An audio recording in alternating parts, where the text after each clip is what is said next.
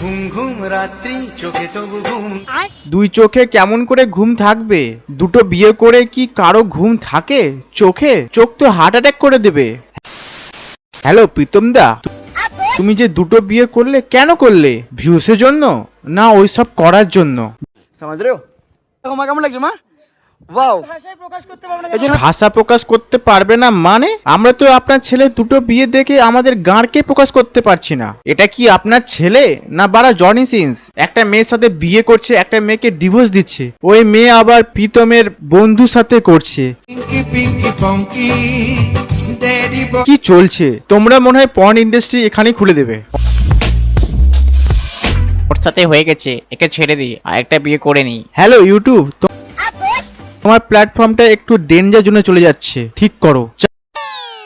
বাড়া, এ তো আমারই উড়িয়ে দিল। কি খাওয়াচ্ছে তোমায়? তোমাকে খাওয়াচ্ছে কালো কালো ট্যাটু আর খাওয়াচ্ছে কান্না। আরে দাদা বলো, কালো কালো যেদিকে তাকাও কত কালো।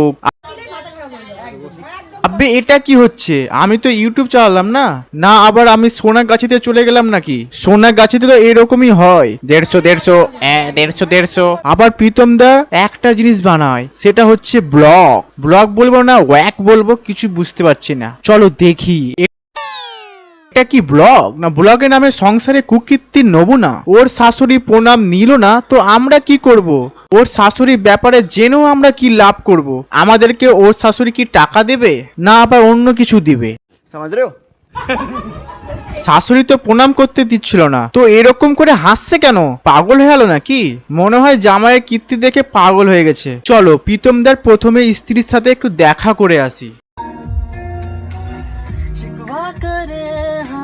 আরে দিদি কাঁদছো কেন?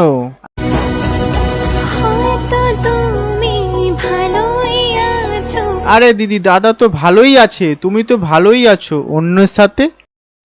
ও প্রিয়া জানো না